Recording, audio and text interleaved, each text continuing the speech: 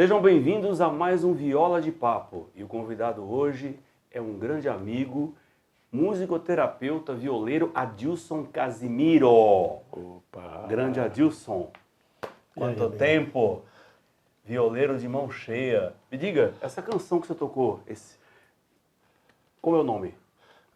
Isso aqui nós estamos... Qual é a composição? Quem é o compositor? Eu sou compositor. Ah, é você que fez a música, óbvio. Na verdade, isso aqui foi uma música de fundo, né? Um trecho. Um trecho. Foi de uma peça teatral, né? Que a gente... A Tânia Vendrasco, uma profissional, psicóloga, né? E trabalha com psicodrama. E num dos trabalhos dela teatral, a gente fez uma produção musical e a gente tinha essa música de fundo, Primavera. Primavera? Bacana, ela lembra muito uma questão medieval, né? Talvez. Assim, na verdade, era uma peça de época. De época, né? É uma história, né? Exato. Então contava uma história antiga. Maravilha. E tem a ver, sim, tem a ver. Eu gosto muito desse trabalho com a viola, com as cordas soltas. Qual é a afinação que você usa? Cebolão. Cebolão e mi. É misão. O Adilson Casimiro, ele é de São Bernardo, né, Adilson? São Bernardo do Campo. São Bernardo do Campo. E você tem também um trabalho na área da musicoterapia e você utiliza a viola também, né? Isso. Eu sou musicoterapeuta, né? Sou graduado. Isso. E a musicoterapia, na verdade, né? A gente utiliza essa ferramenta maravilhosa que é a música para trabalhar as psiques humanas, né? Eu trabalho na área da saúde mental, trabalho com crianças síndrome de Down, autista. Então hoje, além do músico, eu estou usando essa ferramenta para trabalhar na área da saúde. Maravilha. E sempre a viola? Não necessariamente. A viola é um recurso maravilhoso, né? Principalmente trabalhando com os idosos, a viola está muito enraizada na cultura brasileira. Então quando eu vou trabalhar com os idosos, a viola é uma coisa que remete esse idoso a uma história de infância, joga ele em faixas cronológicas da vida dele, que vai decrescendo, ele vai voltando para a juventude, chegando até o tempo de menino. A viola está na cultura brasileira. Nossa, você faz uma viagem, uma terapia, né? Isso. É um regresso, é uma regressão. Quase. Na verdade, a gente gosta muito de trabalhar a gente fala que é memória afetiva, né? A memória afetiva. A memória afetiva. Então, hoje, um dos maiores temores, né? Da área geriátrica é esse tal de Alzheimer, já viu falar? Esse tal de Alzheimer aí é uma coisa... Esse alemão aí pega a turminha. E é perda de memória. E a gente, com essa ferramentinha aqui, ó, a gente consegue construir coisas incríveis, reconstruir, ressignificar a vida de pessoas através de história, da própria história, desse resgate dessa memória afetiva. Bacana. Trabalho bonito, né? Trabalho bacana pra caramba. E você tem alguma história assim que você gostaria de lembrar, assim, de alguma situação bacana, bonita, assim, com relação à viola, você tocando, entrando num hospital, né? Num hospital, centro sim, saúde, numa clínica, né? Isso. Eu trabalho em clínicas, né? Em clínicas especializadas, né? Eu trabalho com uma equipe multi, onde tem psicólogo, fonoaudiólogo, fisioterapeuta, nutricionista e tem a musicoterapia também. Hoje a musicoterapia faz parte vamos falar assim, da medicina complementar. Com a viola, geralmente. Com instrumento musical. A viola também é uma que impera. Na área geriátrica, por exemplo, a viola impera. Né, por causa desse resgate que eu falei que você tem da memória afetiva. Eu tenho uma história muito bacana uma senhora estava na UTI e ela ficou 45 dias em estado de coma. E eu visitava a UTI, eu tinha um projeto dentro do hospital e a gente tocava semanalmente. E geralmente eu tinha uma música muito bacana, que foi tema de novela, Xalana, que é uma música que marcou época. Sim. E aí eu toquei essa música por várias semanas. E por essas coisas de Deus, essa dona Nair, eu não vou falar sobre nome, por ética, essa dona Nair, ela voltou do coma. Olha só. E assim, em determinado momento ela me procurou, quando eu estava tocando em outro setor do hospital, ela escutou a música e foi me procurar e agradecer porque ela lembrava dessa música, que alguém tinha tocado para ela. E A única coisa engraçada foi o seguinte, quando eu falei assim, dona Nair, a senhora lembrou da música? Eu falei, eu lembro exatamente que essa música era tocada para mim quando eu estava naquele estado. Mas, senhora, quem mais a senhora lembra? Não, eu lembro da música e imaginava que fosse um cara mais bonito, alto. Eu falei, devia ser o Sérgio Reis, porque não era eu, né, dona Nair? Que história bacana, né? História de resgate, memória afetiva é uma coisa que me chama muita atenção, principalmente com a viola, né? Agora, a viola que se afina é em Mi maior, em cebolão. Cebolão misão. Utiliza. Outra afinação, você gosta, você já utilizou? Bom, eu não sou aquele cantor, né, que tem aquela textura de voz, então eu exploro um pouquinho, assim, dentro da minha limitação, às vezes eu uso uma viola em ré. Em ré, um cebolão em ré. Cebolão em ré. Aí, pra mexer um pouquinho na tonalidade, dependendo da música. Boa, a afinação que Tião Carreiro usava bastante, né? Dizem que Mi bemol também, né? Ele afinava a viola em Mi bemol. Eu ouço algumas músicas, se não me engano, Você já viu isso? Já vi sim. Tá. Inclusive a viola fica mais macia, as cordas, né? Quando ela está em uma tonalidade, um tom abaixo. Mas é muito popular a afinação em Mi, né? Em cebolão, né? Eu acho que ela é pedagógica, né? Então se você pegar nas aulas, a iniciação na viola, parece-me que a iniciação na viola começa nessa afinação, cebolão.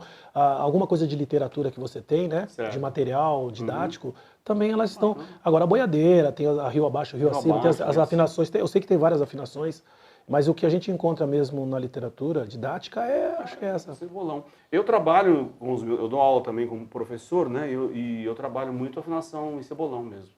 Que é a afinação que eles conhecem, né? Mas eu falo das afinações. Você também dá aula? Você é professor? Olha, em vários momentos assim a gente recorre, né? Sim. Eu tenho muito orgulho, eu trabalhei 10 anos no Instituto Padre Chico. O Instituto Padre Chico é um instituto de cegos, né? Que tem ali no bairro do Ipiranga já 90 anos, se não me engano. E eu tive o privilégio assim de ser selecionado entre alguns profissionais e fui selecionado para dar aula para deficiente visual. Que bacana. E era um projeto bacana e foi muito gratificante. Então tem alguns meninos tocando viola aí porque eu dei iniciação, né? Sim. Eu dei iniciação musical e com enfoque na viola. Que bacana. Eu já tive alguma experiência. Eu tive uma experiência em sala mista, de grupo de viola, tinha 2 deficientes visuais. E olha só como que eu fazia na época. Era difícil. Você tem 10 que enxergam e 2 que não, né? Então eu dividia as aulas e tudo, mas vou dizer uma coisa. O ouvido deles, era melhor do que o meu ouvido. Não é isso? Na verdade, assim, eu tenho até uma curiosidade, se me permite falar. Sim, claro. A gente ouve falar muito de ouvido absoluto, né? Sim, ouvido quase absoluto. Quase absoluto, tá. E a minha experiência com essa coisa de ouvido absoluto foi com um aluno. Fui com um aluno do Instituto Padre Chico. E ele falava está desafinado. Ele falava, a viola está desafinada. Você tocava qualquer acorde. Ele falava, esse si não tá bom, professor. Olha. Quer dizer, está desafinado. Ele falava, está desafinado e o que está desafinado? Hoje ele é um baita pianista. Ele não ficou na viola só. Ele é um baita pianista e já conseguiu tocar fora do Brasil, né, com alguns patrocínios, a própria escola incentivou. E o Wagner hoje é praticamente, além ele se tornou um grande pianista, e um outro rapaz também, que não é um grande pianista, mas virou um grande afinador de piano, que é outra coisa muito raro também. Hoje, afinar um piano não é para todo mundo. Nossa. Né? Então, são pessoas deficientes visualmente e condiz com aquilo que você falou. O ouvido parece que é uma coisa... Enxergam por aqui. Enxergam pelo ouvido. Bom, gostei, é bem por aí, né? É muito curioso. Eu lembro que eu tive uma aluna, permita-me falar, tive uma aluna que inclusive ela fez uma canção em braille. E ela me deu a canção escrita em braille e tal. Sim. E ela adorava as aulas. Faz tempo que eu perdi o contato com ela, né? Inclusive, Zé, no Padre Chico, a gente tinha, agora não sei como que anda isso, teve um patrocínio de uma grande empresa e confeccionaram partituras em braille. Existia uma professora que dava aula de teoria, eles têm leitura braille, né, de música, partitura, e eu dava aula prática de instrumento. Foi uma coisa muito bacana, foi um período muito bacana da minha vida. Atualmente você Está lecionando? Não, atualmente não dá. Tá. Realmente essa parte da saúde, ela toma muito tempo, é verdade, então... é verdade. Eu entendo isso. E como profissional, digamos assim, violeiro, fazendo eventos, shows, está um pouco de lado ou não? Ou caminha paralelo? Assim, eu nunca fui de muito show, assim, fazer show não. Eu tive convites, né? Tive bastante convite, assim, porque a viola tem um grupo de violeiros, assim, muito interessante, por causa do... A viola é uma coisa que você explora convivendo. É legal conviver. Então eu cumpri algumas etapas que eu acho que é obrigação do violeiro. Então eu tive na maior folia de Reis, lá em Alto Belo, que era... Alto Belo, há vários anos, Alto Belo, Minas Gerais, perto de Montes Claros. Ali tem uma folia de Reis que é um pecado o violeiro que não vai conhecer. Essa grande festa. Então eu já estou cometendo um pecado. Já tá, Zé. Sabe por quê? Você vai trazer... Olha aqui, ó, pergunta para Milton Araújo, pergunta para Cícero Gonçalves, para Levi Ramiro. Na verdade, quem é o mentor dessa grande festa? Theo Azevedo. Ai, grande Theo Azevedo. Theo Azevedo. Então, Folia de Reis em Montes Claros, Alto Belo? Alto Belo. Alto Belo. Pô, uma grande festa. Foi um ponto assim que eu acho que todo violeiro teria que conhecer, um lugar, melhor dizendo. Maravilha. E por incrível que pareça, lá eu conheci Cícero Gonçalves. Foi lá que você conheceu o Cícero? Cícero junto com Levi Ramiro. Olha só. Dupla dinâmica. E, cara, foi o que agregou. Aumentou meu sentimento pela viola, as composições do Cícero Gonçalves. Cícero é um baita cantor. Ele tem parcerias de composições, assim, que são talvez as que eu mais gosto. Eu acompanho o Cícero muito. Então as músicas do Cícero, como eu sou musicoterapeuta, vamos dizer assim, eu uso as músicas do Cícero. Olha só. Eu falo para ele não acredita muito. Eu estou em sessões de musicoterapia, eu uso música do Cícero. Olha que legal. E inclusive lá em Alto Belo, eu via de tudo, né? O Cícero estava lá, conheci o Cícero ali. E dentro da Folia de Reis, lá também eu aprendi uma coisa muito legal dentro das festas populares. Eu aprendi uma música chamada Terno de São Benedito, que é uma coisa recolhida, né? Tem a maioria das músicas de folia, de domínio público, é recolhido sempre por alguém, como a gente tem várias músicas que a gente conhece, né? Que fulano aqui recolhe ali, fulano recolhe ali, isso aí vira uma cantoria aí de domínio público, canto popular. E Terno de São Benedito é uma coisa que também me marcou muito, desde a primeira vez que eu fui para Alto Belo. Bacana. Vamos tocar? Vamos tocar? Qual? Pode ser o Terno de São Benedito? Pode.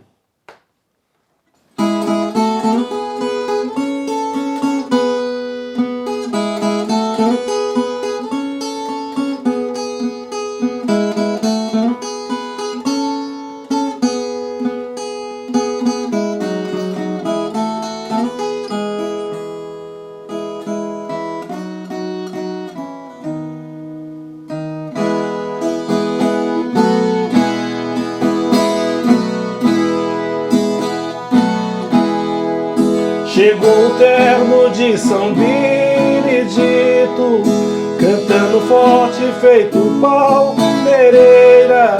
Somos um povo vindo da poeira, levamos fé nas obras da bandeira, levamos fé nas obras da bandeira.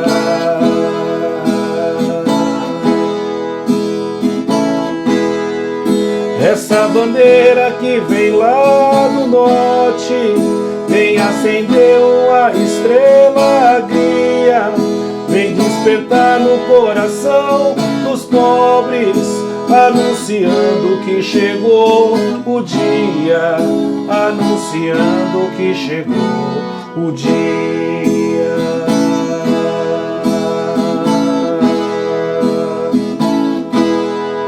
Em que o pão seja mais dividido e o canto forte da gente mineira vai acabar com toda esta agonia, levando em frente o povo da bandeira, levando em frente o povo da bandeira.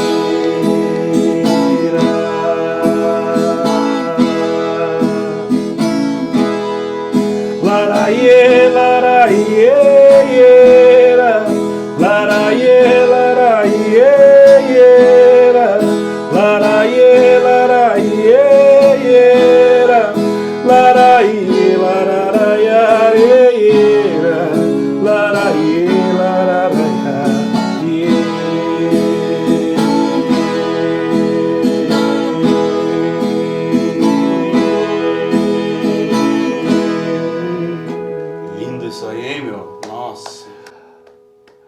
Caramba. Mexeu? Porra. Meu pai mineiro, né? Nossa. Qual é a tua origem? Você nasceu em São Bernardo. Eu nasci em São Bernardo, como eu disse no começo, mas assim, como meu pai falava do pai dele, né? Papai nasceu no interior de São Paulo. Porto Ferreira, perto de Descalvado, Pirassununga. Mas é o sul de Minas. Provavelmente meu avô, né? A história, meu pai já é de 1921. Meu pai, quando fala do meu avô, do pai dele, ele fala que eles devem ter chegado pelo sul de Minas. Sim. Então, assim, eu tenho muita coisa com Minas. Quando eu passo ali em Extrema, quando eu passo pelo Ribeirão Preto, qualquer cantinho que eu passo para chegar em Minas, quando eu passo assim a divisa, aquilo já me bate de um jeito, cara. Então eu sou paulista, mas meu coração acho que é mineiro também. Eu sou de Santo André, mas eu costumo dizer que eu sou mineiro de Santo André. Eu vou usar um pouco disso também. Você é mineiro de São Bernardo. Eu sou mineiro de São Bernardo. Mineiro de Santo André, mineiro de São Bernardo. A gente, como violeiro, tem que beber, que nem eu falo, foi como eu disse antes, né? Tem algumas regiões que o violeiro parece que é uma obrigação ele conhecer. Minas Gerais tem muitos cantos, como o Alto Belo, que eu disse, tem vários também, né? O Vale do Jequitinhonha. O Vale de Jequitinhonha. Já ouviu falar desse lugar? Porra, você já ouvi. Inclusive é a terra do Cícero, né? Tava falando do Cícero, né? Isso, Cícero Gonçalves. Que coisa boa. Cícero ele vai fazer um programa com a gente mais pra frente. Já conversei com ele já. Eu tive a honra, eu falei pra você, né, em off, que ele tinha falado fora. Eu tive a honra de defender uma música do Cícero num grande festival, o Festivale, que acontece há mais de 30 anos. E em 2007, eu levei uma música do Cícero, fui defender uma música do Cícero, junto com um projeto chamado Ciranda Violeira. Eu, Carlos Novaes e Celina Paixão, e o Ivo Novaes também. Fomos num quarteto e conseguimos ganhar um festival com uma música do Cícero, uma música linda. Não vai me pedir a música, porque só o Cícero canta. Não. Mas assim... Eu tenho várias histórias com o Cícero, mas eu vou deixar para quando eu conversar com o Cícero. Isso. Eu tenho uma história curiosa do Cícero, depois nós vamos aguardar. Mas isso sim... Eu tenho umas histórias assim... Interessante. Eu acho essa história, inclusive, não sei se você tocar no assunto, o Cícero regravou essa música depois. Olha só. Ele regravou. Mas foi uma coisa, parece que eu não toco essa música no meu repertório. A gente ganhou lá, mas era uma formação tão mágica que eu deixei o jeito que ficou ali. Depois o Cícero regravou num disco, Notícias do Sertão. Olha. É lindo isso aí. E é uma das coisas que eu falo que Minas Gerais revela pra gente, assim, cara. Sabe que coisa que a gente tem? A gente tem uma ligação com o Cícero, né? Porque o Adilson Casimiro, nós estudamos juntos numa época lá na Fundação das Artes, aqui em São Caetano, perto aqui, não é? E eu lembro do Adilson lá, na verdade, assim, a gente tocava um pouco eu tocava um pouco de viola, mas eu ainda não estava convencido, né? Eu nem pensava em viola. Aí eu lembro até que você falou assim, eu vou vender tudo e vou embora para outro país. Aí você foi para Cuba, né? Fui para Cuba. Paisaço, por sinal. Olha, que experiência musical deve ser, né? Cuba. Deve ser bacana demais, né? Zé, ali foi o começo, né? Porque depois eu andei, por mais de 7 países eu andei. Então, eu não te perguntei no início, eu vou perguntar agora. Quando que você começou com a viola? Em que ano? Legal. Eu tive numa escola, a EMESP, antiga... Tom Jobim, sim, o LM, Tom Jobim. Antigo, né? O LM. Depois que aquela nossa passagem pela Fundarte, sim. Depois toquei violão, tá, um tempo, aquela coisa de MPB, tá, nós fomos lá, o estudo era erudito, né, a gente estava violão erudito, mas a minha prática foi sempre popular. Mas num determinado momento, em meados de 2002, eu fui conhecer a EMESP e vi uma orquestra de viola caipira, uma orquestra tocando chorinho na viola, choro brasileiro, tocando o Jacó do Bandolim, Valdir Azevedo, na viola caipira. Era uma orquestra que ela executava. Hoje ela também executa. Essa orquestra é a orquestra paulistana, ela continua na estrada aí. Quem é o regente lá? Rui Tornese. Rui Tornese. E aí eu estava querendo retomar um pouco de estudo e fui convidado, em conversa, em admiração com essa orquestra, fui convidado a tocar. Ingressei na escola, na EMESP, e acabei indo assim, ingressando na orquestra, eu viajei mais umas 80 cidades do interior. Acabei viajando com essa orquestra durante 4 anos. Então, de 2002 até 2006, eu fiquei viajando com essa orquestra. Então, foi nessa época que você iniciou com a viola para valer? Para valer. Comecei em 2002. 2002. Então você vê, foi bem depois de você. A gente começou em 80 e pouco. Depois de 10 anos, você é violeiro muito melhor que eu. Não, imagina, que isso. Outra coisa, a viola, na verdade, eu acho que a gente já nasce. Ela só espera o momento certo para chamar a gente. A curiosidade é o seguinte, né? Eu toquei viola, minha família já era... Eu fui ver choro, eu fui ver essa questão do choro. Tocar chorinho com a viola me chamou a atenção porque minha família é de chorinho, né? Tá. A gente tem um grande bandolinista que é o Beto Casimiro. É cria da Fundarte e cria da EMESP também. Ele estudou nas duas instituições. Mas ele toca bandolim. É meu sobrinho, filho da minha irmã Marilene, E o Beto é um grande bandolinista hoje, profissional, com disco, e tá no Spotify.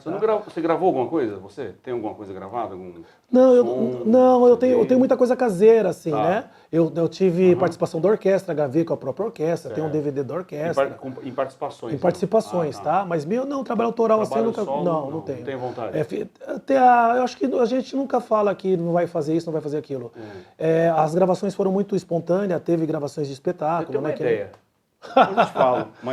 Uma ideia para você fazer um trabalho. Cuidado com a nossa... Faz tempo que a gente não se vê. Então cuidado com as ideias que a gente vai estourar o tempo do programa. Não, mas eu tenho uma ideia boa para você fazer com a viola. E juntando essa questão maravilhosa que você tem com a musicoterapia. Entendeu? Opa, é uma coisa muito legal. Eu acho isso é unir o útil ao agradável. Isso me comove muito, fazer esses trabalhos, esse trabalho que tu faz com a viola. Chegar nos leitos, assim, nos tocar leitos, tocar. Isso pra mim, eu arrepiei. Acredito que eu não sim. sei, porque eu tenho essa ligação. E eu nunca fiz tanto isso. Inclusive, uma hora eu vou embarcar contigo.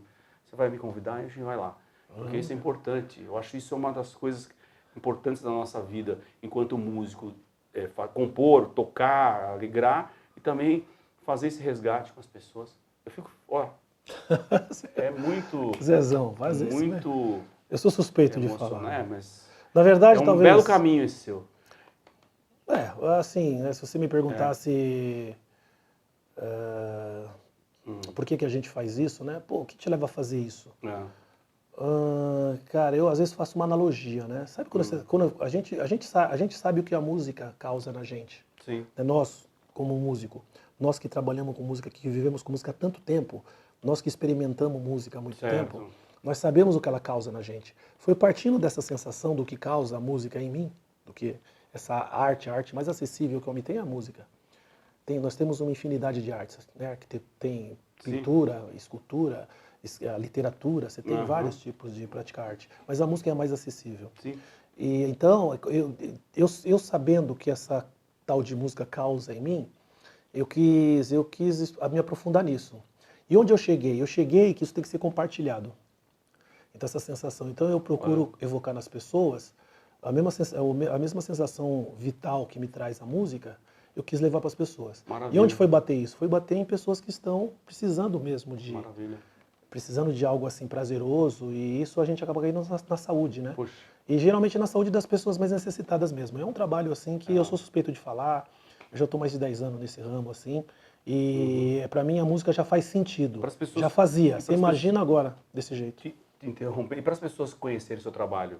Entram lá no Facebook, YouTube, cara, tem vídeos. Assim, eu não divulgo meu trabalho. Certo, eu não tenho um site, Adilson Casimiro, musicoterapeuta, atende tal lugar. Eu sou um prestador de serviço para uma grande instituição que hoje é a rede. Se você digitar o teu nome, já cai lá. Cai lá, então pode digitar, joga no Google lá que vai aparecer trabalhos na Mil, na Rede Santa Helena, vai aparecer no Hospital Nobre Saúde, aí aparece nas instituições que eu presto serviço, entendeu? Dilson, conhecer um pouquinho. Olha, papo aqui daria 1 hora tocando, mas a gente vai fazer um improviso aí. Eu vou tocar com você. Você deixa? Para encerrar? Vamos. Encerrar com qual música?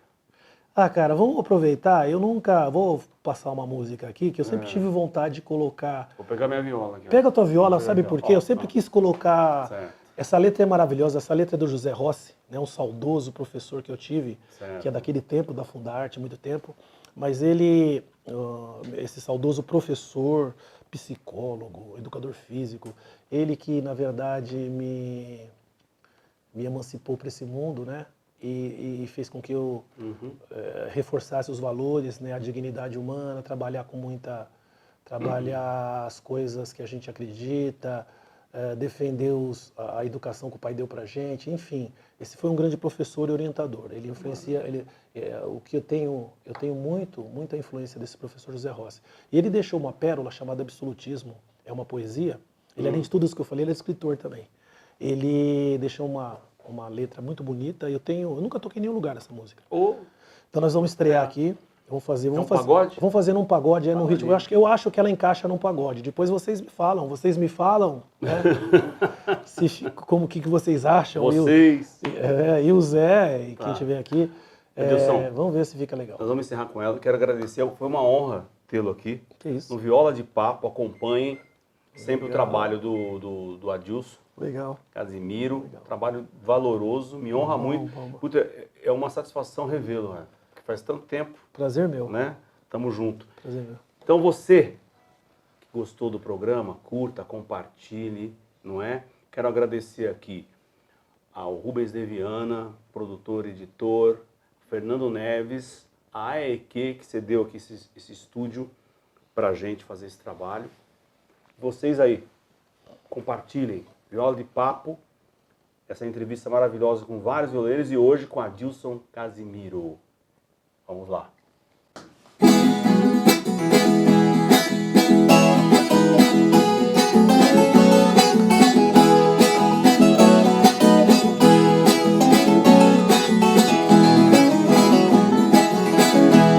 A verdade e a liberdade marcaram uma conferência. Estariam também presentes a mentira e a inocência. No ano de não sei quando, as horas também não sei, deu-se início à conferência presidida por um rei. Deveriam falar às 4, ordena sua majestade. Pode falar a inocência, a seguir fale a verdade.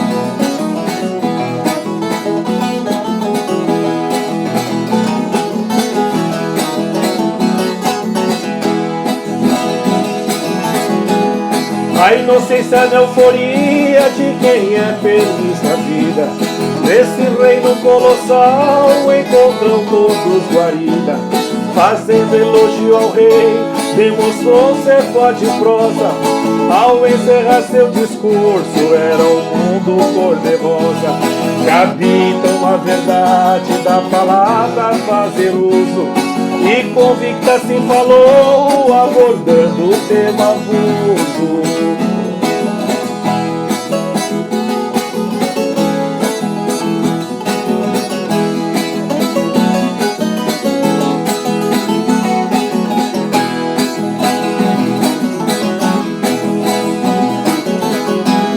Falou de um povo sofrido, sem abrigo e sem comida. O rei pediu uma parte, dizendo boa é a vida. A verdade está cansada, nós vamos considerar. Pode falar a mentira, a verdade pode parar. A mentira que sabendo o seu discurso de cor. Disse o povo pula e canta, tudo vai ter o melhor.